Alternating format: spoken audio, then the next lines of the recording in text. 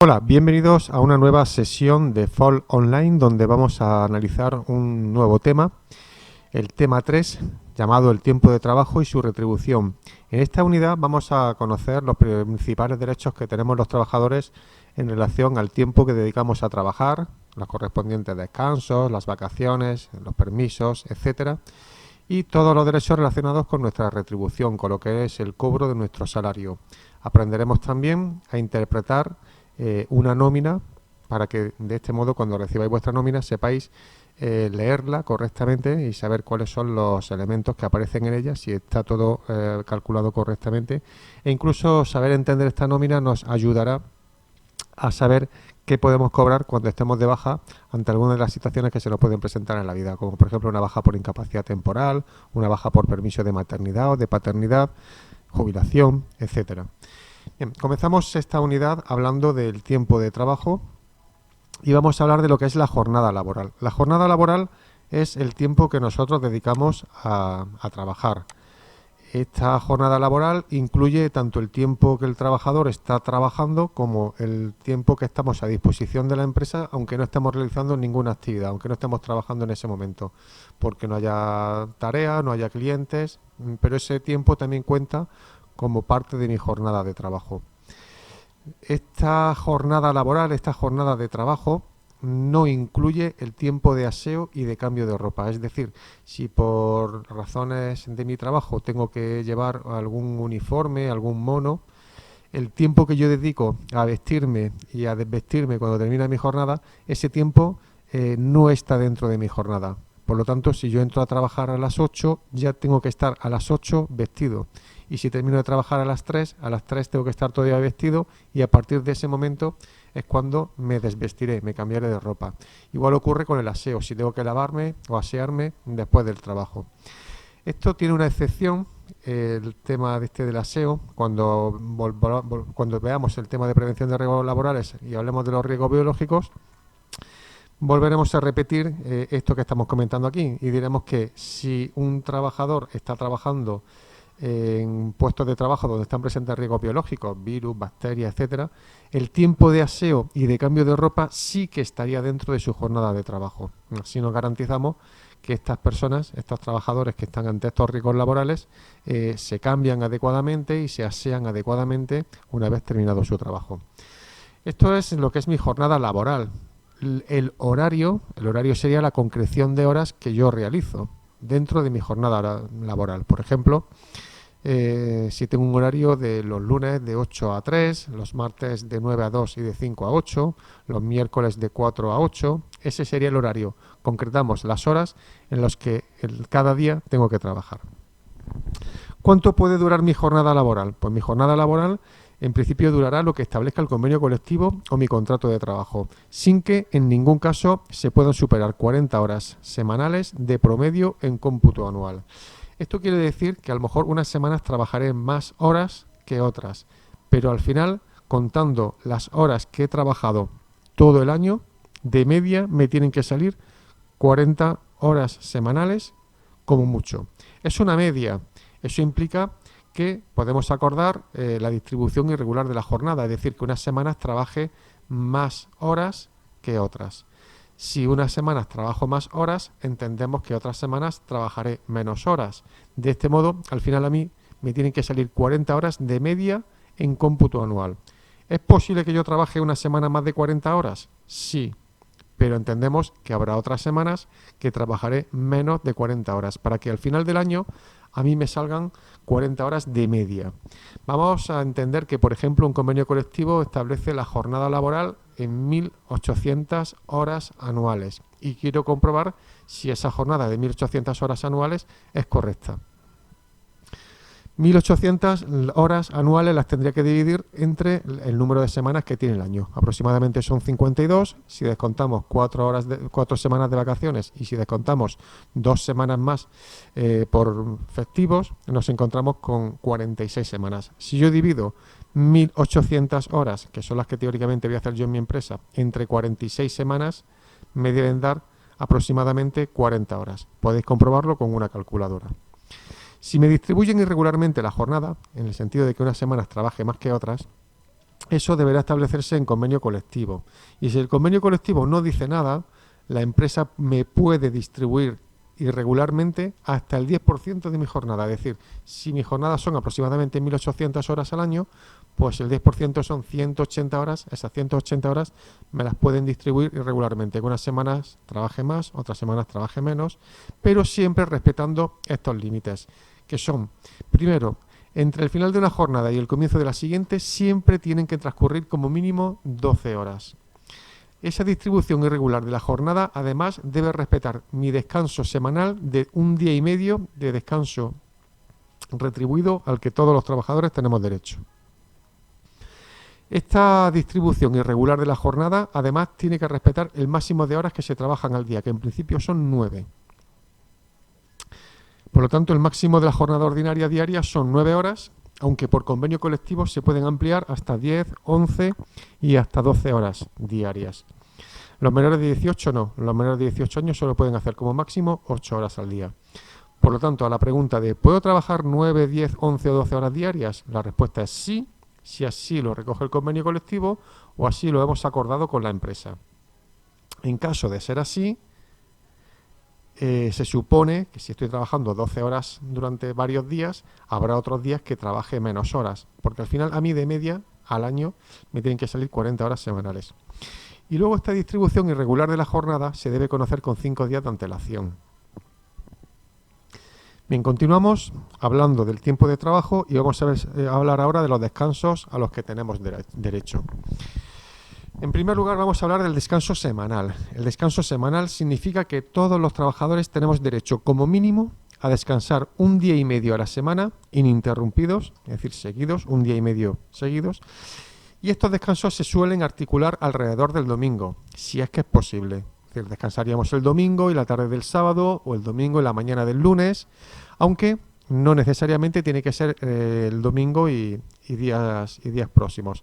El descanso puede ser un miércoles y la tarde del martes, o un miércoles y la mañana del jueves. En cualquier caso, 1 día y medio a la semana, preferiblemente en domingo, y si no es posible, pues cualquier otro día de la semana que a empresa y trabajador le venga bien.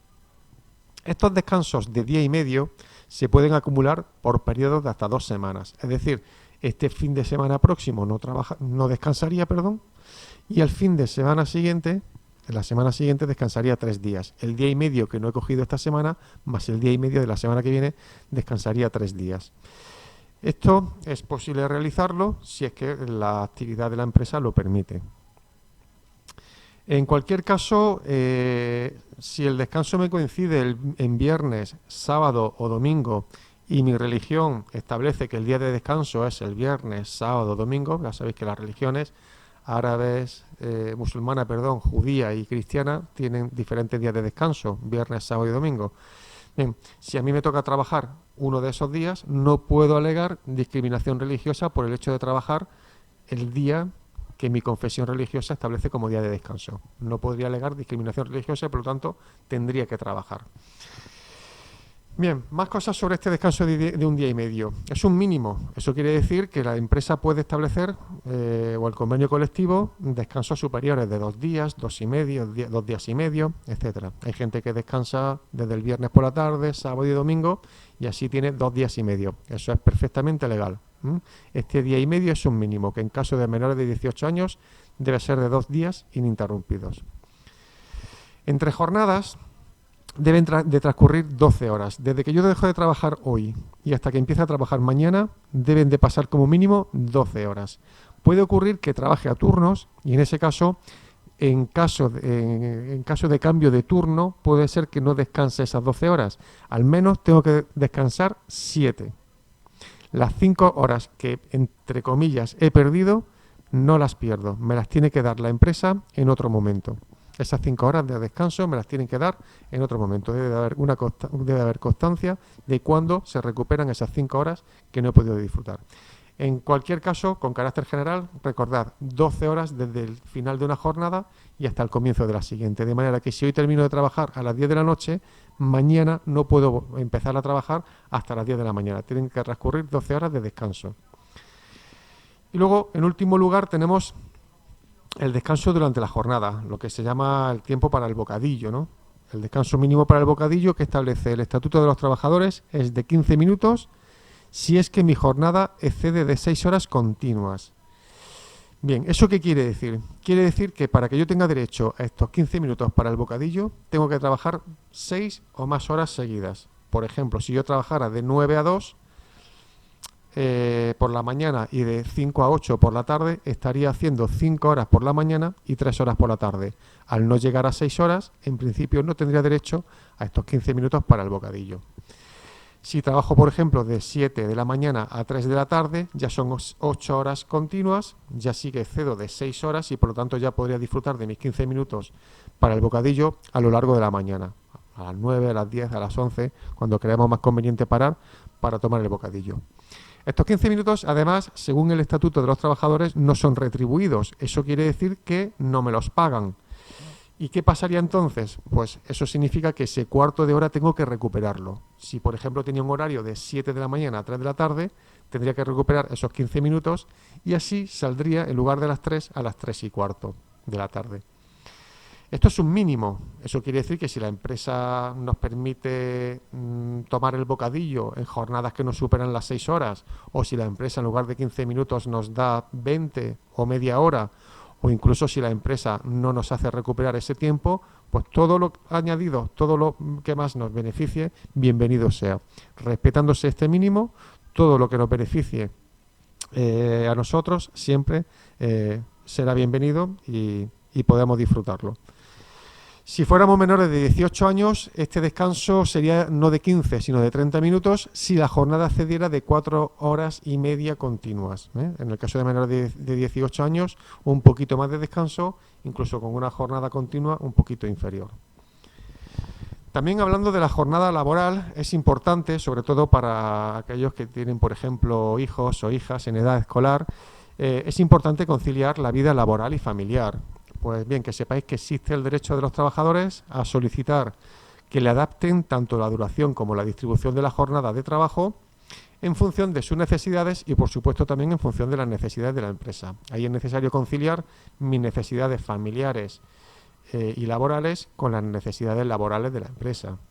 Si fuera por cuidar a hijos, este derecho estará vigente hasta que los niños tengan 12 años. Hasta ese momento podré pedir que me concilien mi vida laboral y familiar, adaptándome, por ejemplo, el horario. Insisto, siempre que sea posible en la empresa. Si no es posible, pues no podrá ser, pero siempre que sea posible, me lo tienen que hacer. Este derecho vendrá regulado en los convenios colectivos y en su defecto tendremos que negociarlo con la empresa. Trabajadores y empresarios tendremos que negociar este derecho. Insisto, es un mínimo. Todo lo que pueda venir a mejorar siempre será bienvenido. Por ejemplo, si la empresa me permite seguir conciliando después de que mis hijos hayan cumplido los 12 años, por ejemplo, incluso con 13, 14, 15, pues también, como digo, bienvenido sea. Una vez que ya hemos terminado esa necesidad de conciliación, pues ya el trabajador vuelve a su situación anterior, a su horario anterior. Y también me gustaría comentar que existen una serie de jornadas especiales, vienen reguladas en el Real Decreto 1561/1995 de 21 de septiembre, podéis buscarlo en internet. Y aquí lo que ocurre es que para determinados trabajos se amplían o se reducen los límites, ¿vale? Se amplían o se reducen las jornadas en función de las características de esos trabajos, ¿no? Pues, por ejemplo, trabajos como guardas y vigilantes no ferroviarios, empleados de fincas urbanas, trabajadores del comercio, trabajadores de la hostelería, trabajadores y transporte en el mar, trabajadores en situación de aislamiento y lejanía, trabajadores del campo, de minas, construcción y obras públicas, cámaras frigoríficas y de congelación. En todos esos casos existen unas reglas especiales que hacen que tengamos o que podamos tener límites o ampliaciones diferentes a lo que hemos estado comentando hasta ahora. Os voy a abrir el Real Decreto que os he estado comentando. Aquí lo tenemos, ¿vale? Y aquí en esta norma pues vienen para los empleados de fincas urbanas, para los trabajos en el campo, para el comercio y la hostelería, vienen reglas especiales. Por ejemplo, como muchos de vosotros trabajáis en el comercio y en la hostelería, vamos a pinchar estos artículos y, por ejemplo, nos dice que en el comercio y en la hostelería el mediodía de descanso, hemos dicho antes que todos los trabajadores tenemos derecho a un día y medio de descanso, que además han de ser ininterrumpidos. Pues bien, en el caso del comercio y la hostelería, ese mediodía se puede disfrutar en otro momento posterior. Podemos dejarlo incluso hasta otras semanas. Podemos disfrutarlo hasta en periodos de hasta 4 semanas. Es decir, estoy 4 semanas disfrutando solamente de un día y ese mediodía que me he ido dejando lo disfruto de golpe. Serían 4 mediodías, pues ya serían 2 días más 1, 3. Disfrutaría de golpe 3 días. Y esas 4 semanas previas habré estado disfrutando un día solamente. Estamos desgajando el mediodía del descanso de día y medio para disfrutarlo de forma separada. Incluso aquí en este artículo, si se trata de actividades de temporada, donde hay alta afluencia turística, o para facilitar que el descanso se disfrute en el lugar de residencia del trabajador, ese mediodía se puede disfrutar hasta en 4 meses posteriores. Aquí lo tenéis. Además, por ejemplo, otra regla especial para los trabajadores de la hostelería y del comercio es que el descanso de 12 horas entre jornadas se puede reducir a 10, ¿vale? Por lo tanto, ¿qué ocurre? Pues os he puesto aquí el ejemplo del comercio y la hostelería. Podéis ver también, por ejemplo, el trabajo en el campo, trabajo de transporte en carretera, trabajos a turnos, trabajo en el campo, en las minas, en la construcción, en cámaras frigoríficas. Aquí, por ejemplo, pues se habla de los descansos que hay que hacer cuando trabajamos en cámaras frigoríficas y en zonas que no sean frías, etcétera, etcétera. Si es vuestra situación alguna de estas, echadle un vistacillo a este Real Decreto, porque los límites que hemos estado comentando anteriormente pueden ser que cambien, igual que los derechos también pueden cambiar. Las horas extraordinarias. Las horas extraordinarias son aquellas horas que se realizan sobre la jornada ordinaria de trabajo. Anteriormente hemos comentado que en condiciones normales nuestra jornada ordinaria de trabajo no puede exceder de las 9 horas diarias. Pues bien, todo lo que esté por encima de esas 9 horas serían horas extraordinarias. Las horas extraordinarias pueden ser de 3 tipos. Esta clasificación que vamos a ver entre horas extraordinarias por fuerza mayor, horas extraordinarias estructurales y no estructurales, es la que luego nos va a aparecer en la nómina. Por lo tanto, es la que más adecuada me ha parecido seguir. Las horas extraordinarias por fuerza mayor son aquellas que se realizan para prevenir o para reparar siniestros. Estas horas extraordinarias, por lo tanto, tenéis que entender que es algo excepcional. No es normal que tengamos que hacer este tipo de horas extras. Y sería el caso de, por ejemplo, una inundación, una explosión, un incendio, y tenemos que quedarnos después de nuestra jornada de trabajo más horas todavía para reparar los daños que han ocurrido con ese siniestro. O incluso para prevenirlos. Tenemos una amenaza de inundación, por ejemplo, tenemos una amenaza de incendio, de explosión, y tenemos que guardar material, disponerlo de alguna forma para que no se resulte dañado. Pues bien, esas horas que hacemos por encima de nuestra jornada ordinaria serían horas extraordinarias por fuerza mayor. Es obligatorio que las realicemos, pero recordad que si un trabajo pone en peligro mi vida o mi integridad física, no tengo que hacerlo. Estamos en trabajos que se están dando en situaciones excepcionales. Estamos hablando de siniestros. Pues bien, si hacer ese trabajo supone un riesgo para mi salud o para mi vida, en ese caso no tengo que hacerlo. No hay límite en cuanto a su realización. Y en ese sentido, digamos, el agotamiento físico nuestro sería nuestro límite. Y ahí se presupone la buena fe del trabajador o de la trabajadora cuando ya dice que no puede más.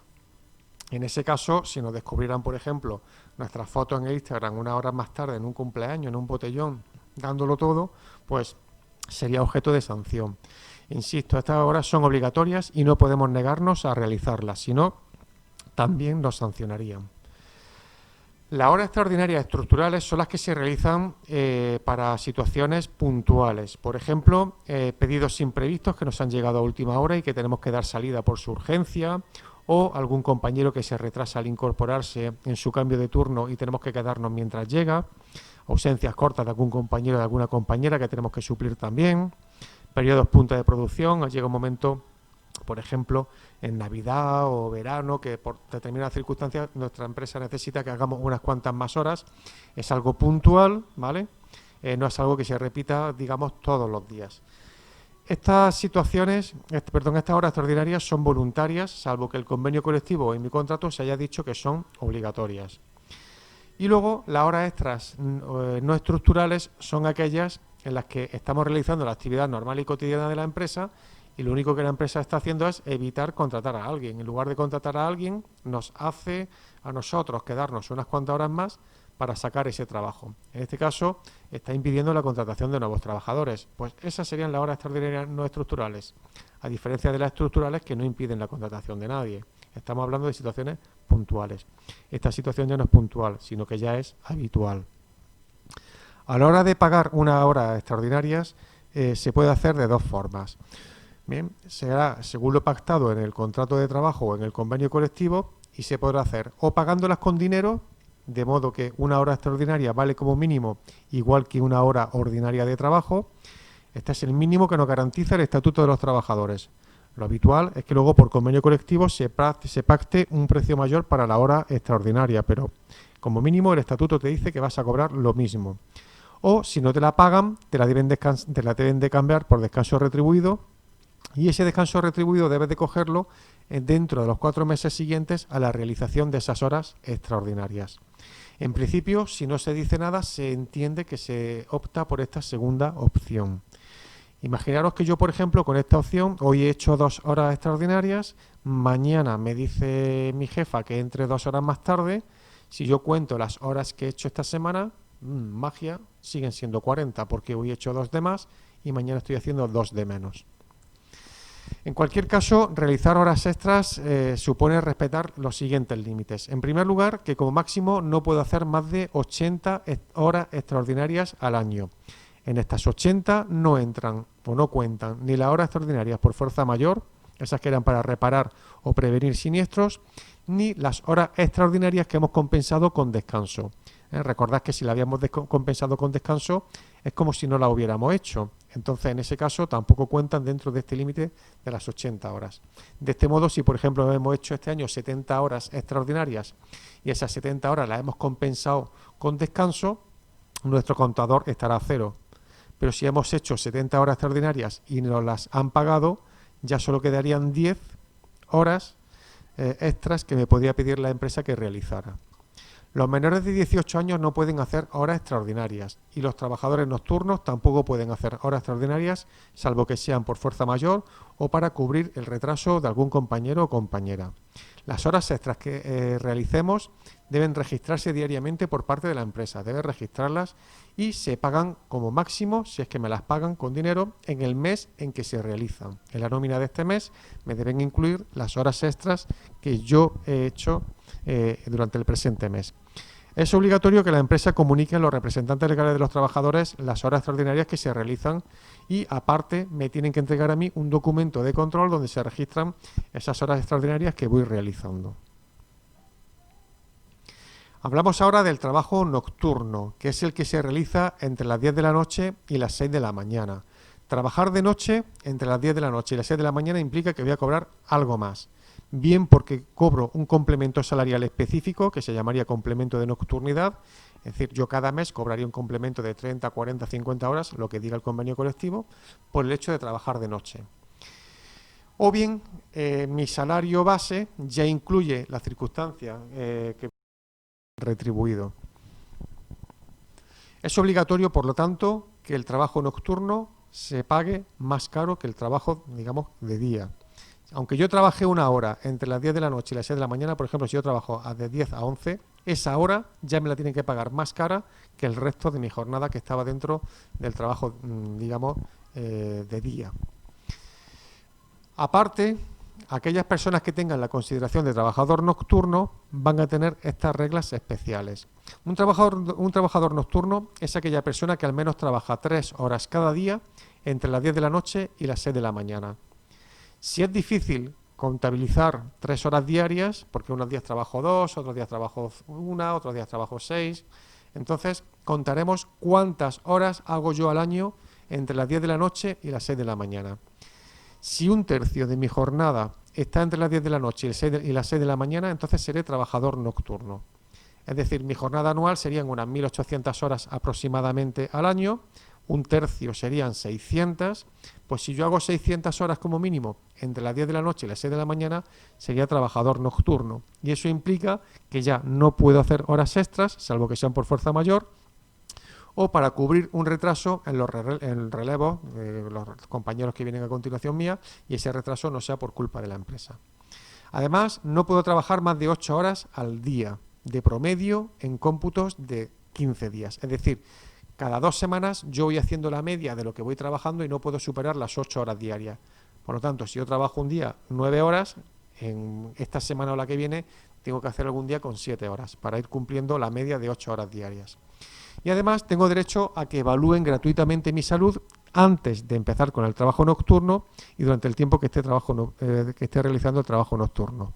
De este modo, si surgiera algún problema para mi salud o algún problema previo que tuviera se viera agravado, en ese caso tengo derecho a que me devuelvan a un turno de día o de tarde para evitar que ese daño se siga agravando.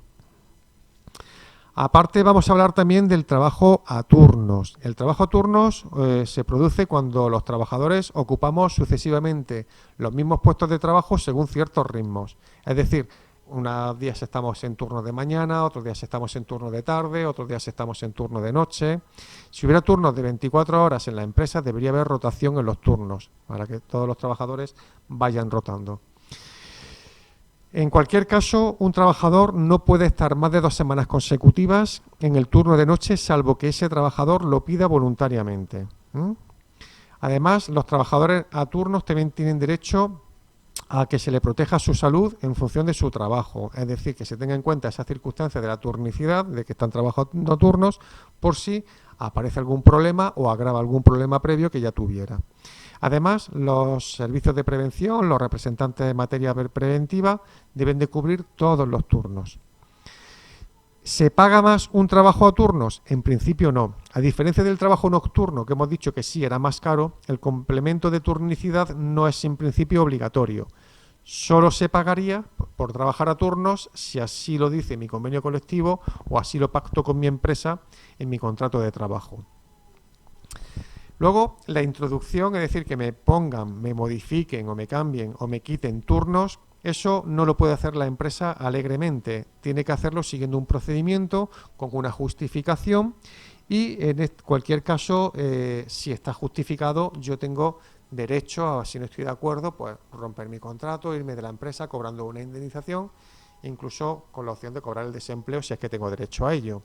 Es decir, que estas modificaciones, estos turnos no se pueden poner, cambiar o quitar alegremente por la empresa. La empresa ha de justificarlo debidamente, si no puede impugnarlo ante el juez y ha de seguir un procedimiento recogido en el artículo 41 del Estatuto de los Trabajadores que recoge la modificación sustancial del contrato de trabajo. Si estáis estudiando para obtener un título académico o un título profesional como es el DFP, tenéis derecho a elegir preferentemente el turno, si es que hay varias opciones para elegir varios turnos. Si no es posible, nada, pero si fuera posible, tengo preferencia para coger el turno que mejor me venga para poder estudiar. Las empresas están obligadas a exponer en un lugar público el calendario laboral, lo elabora la empresa para todo el año y debe exponerlo, pues, por ejemplo, en un tablón de anuncios. Y en este calendario laboral deben aparecer mis días de trabajo, los festivos, los domingos, a qué hora se entra, a qué hora se sale, las vacaciones si son generales, etcétera. Si los trabajadores no estamos de acuerdo con este calendario laboral o surgir algún problema con el mismo, podemos impugnarlo en el juzgado de lo social. Algo relativamente reciente es la obligación de registrar la jornada de trabajo de manera que los trabajadores fichen cuando inician y cuando finalizan su jornada laboral. De este modo, las empresas están obligadas a establecer un sistema que permita registrar el inicio y el final de la jornada de sus trabajadores.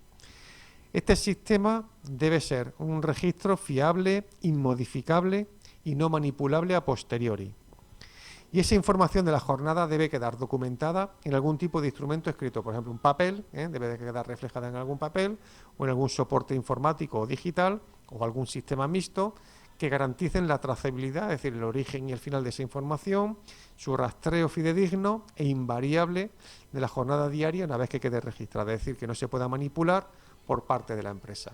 Hay empresas en las que se ficha con el rostro, con la huella del dedo, con un código, con una tarjeta, en otras firmando un documento. Pues bueno, cada una tiene un sistema diferente, pero el sistema que elijamos debe de garantizar que ese registro es un registro fiel, fidedigno, es decir, que recoge realmente nuestro inicio real y nuestro fin real de la jornada.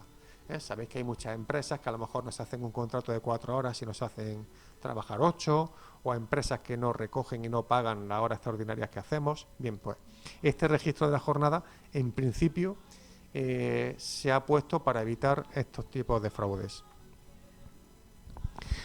Respecto al descanso de los trabajadores, vamos a hablar de los festivos. Los festivos son los días que no tengo que trabajar porque es fiesta. Bien, y esos festivos son retribuidos y no recuperables. Y al año yo tengo derecho a 14 días de fiesta. De esos 14, 12 son nacionales y autonómicos y 2 locales de mi pueblo o de mi ciudad. Estos festivos los cobro, es decir, no tengo que ir a trabajar y cobro, y no tengo que recuperarlos posteriormente. Si tuviera que trabajar un festivo por razones técnicas u organizativas, sabéis que hay muchas empresas en las que se trabaja en un festivo, entonces o bien me lo compensan con descanso retribuido o me las pagan como mínimo con un 75% del valor de un día normal de trabajo. Es decir, el día festivo cobraría un 75% más que un día normal de trabajo. Los festivos establecidos, los 14 festivos establecidos serían, en principio, los festivos nacionales que se deben respetar en toda España: el 1 de enero, el 1 de mayo, 12 de octubre y 25 de diciembre. Luego tenemos el 6 de enero, 19 de marzo, 25 de julio, jueves y viernes santo, 15 de agosto, 1 de noviembre, 6 de diciembre y 8 de diciembre. Algunos de estos se pueden sustituir por las comunidades autónomas por festivos propios de la comunidad. Por ejemplo, nosotros aquí en Andalucía no celebramos ni el 19 de marzo ni el 25 de julio, y a cambio tenemos el 28 de febrero, que es el Día de Andalucía. Y luego además tendríamos 2 festivos locales que los fija cada ayuntamiento para su municipio. Los festivos se pueden pasar al lunes si es que caen entre semana, o lo que es más frecuente, se pasan al lunes cuando caen en domingo. Estos se deben respetar por todas las comunidades autónomas. Pero algunos de estos, las comunidades autónomas, si no quieren, no lo pasan al lunes, si es que cayera en domingo, y así ese festivo no cuenta y tienen otro día para poner un festivo propio de la comunidad. En cualquier caso, se podrían añadir más festivos que se llaman festivos recuperables, porque, por ejemplo, imaginaros que un día de fiesta cae en jueves y llegamos a un acuerdo con la empresa de no ir a trabajar el viernes. Bien, ese festivo que en principio nos hemos inventado el viernes sería un festivo recuperable, es decir, ese viernes no iríamos a trabajar, pero esas horas del viernes que no hemos trabajado las recuperaríamos antes o después de ese festivo. Aquí os he puesto el calendario laboral para el año 2021 en Andalucía y en Granada, en concreto en Granada. Aquí tenéis los festivos nacionales en rojo, los que ha fijado Andalucía en naranja y los que ha fijado Granada, el Ayuntamiento de Granada, en azul. Así, en enero tenemos el 1 y el 6 de enero, festivos nacionales, y aparte el 2 de enero, que es el día de la toma, día de fiesta en la localidad de Granada.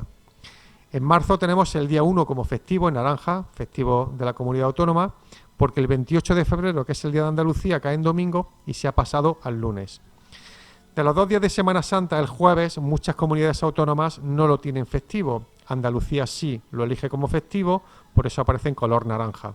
Y el día 2 sí sería para todas las comunidades, el 1 de mayo, el día 3 de junio sería un festivo de Granada, de la localidad de Granada, en este caso es la festividad del Corpus. El 16 de agosto sería el equivalente al 15 de agosto. El 15 de agosto es el día festivo que en este caso en Andalucía se ha pasado al lunes, por eso aparece en color naranja. Habrá otras comunidades que no lo hayan pasado al lunes y por lo tanto dispondrán de otro día para que la comunidad autónoma ponga un festivo donde le venga mejor. Y luego ya por último, los últimos nacionales que nos quedan ya son el 12 de octubre, 1 de noviembre, 6 de diciembre, 8 de diciembre y 25 de diciembre. Si os dais cuenta, muchos días de estos festivos coinciden con fiestas religiosas. Eso es así como consecuencia, pues bueno, en principio de la tradición cristiana de España, y aparte pues los acuerdos que como consecuencia de esa tradición se llegaron con la Santa Sede hace ya bastantes años. En cualquier caso, se me olvida decirlo, recordad que este es el calendario laboral.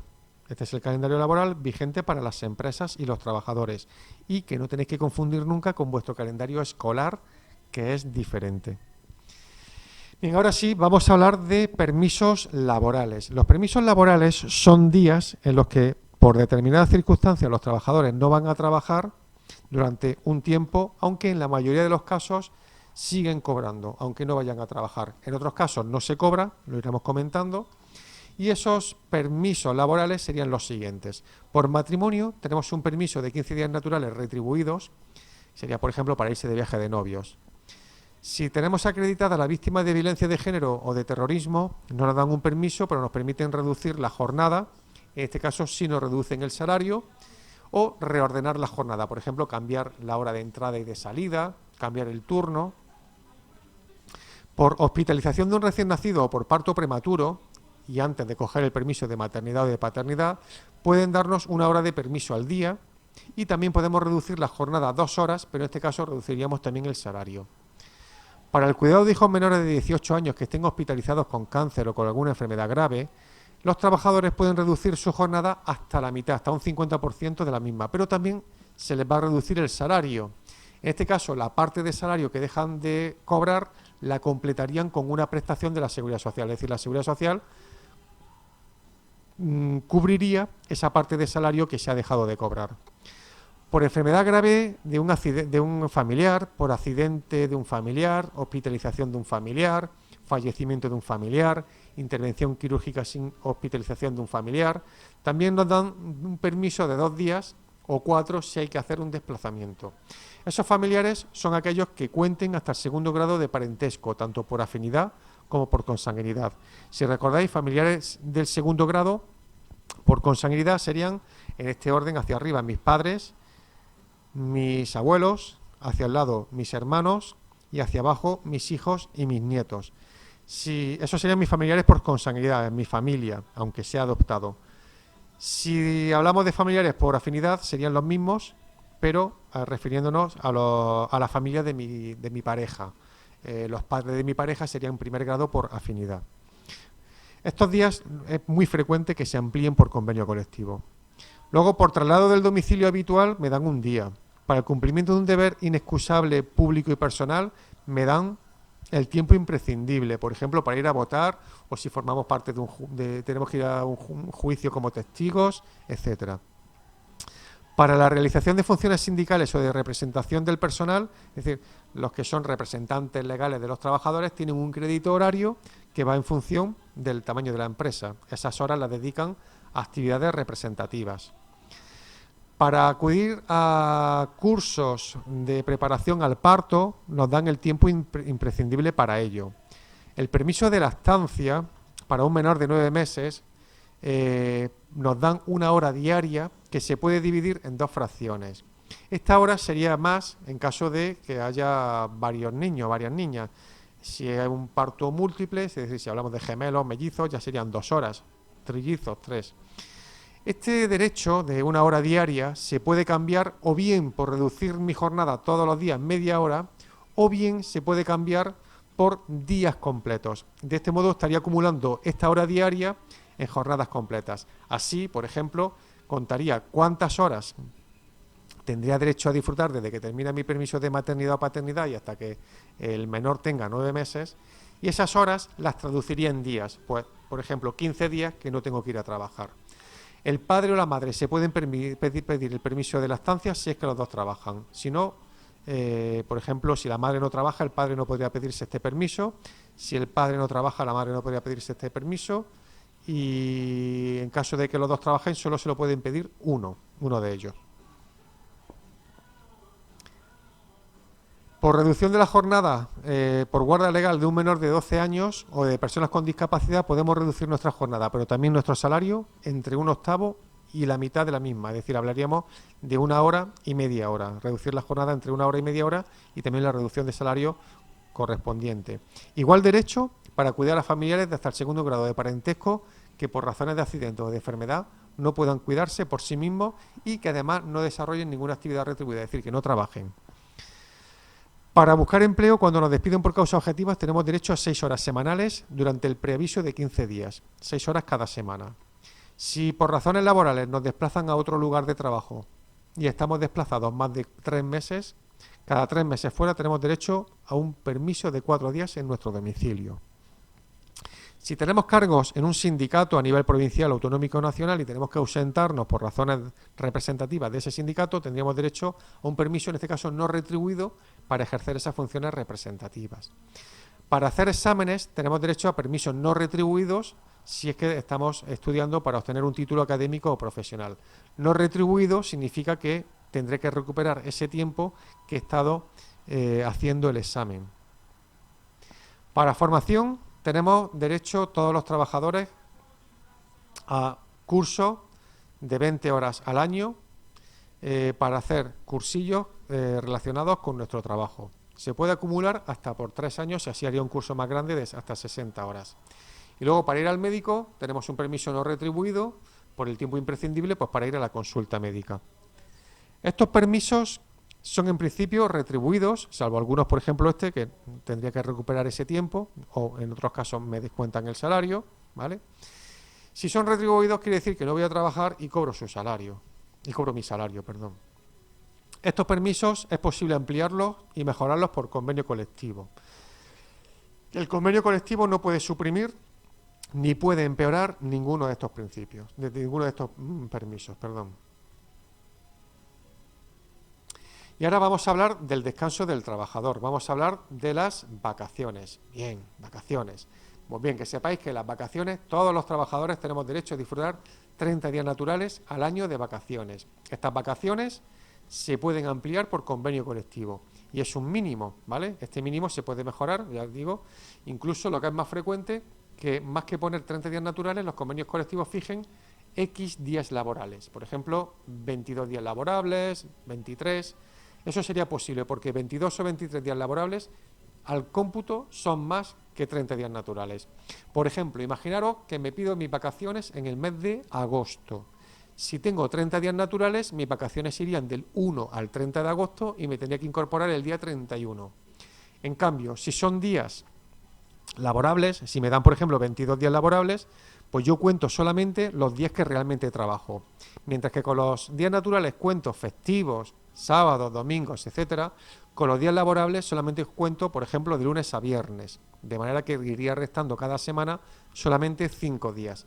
Y si en esa semana hay un festivo, por ejemplo, recordad que el 15 de agosto es festivo, ese festivo no me cuenta como día de vacaciones, con lo cual tendría más días. Al final, 22 días laborables suelen salir más días de vacaciones que 30 naturales.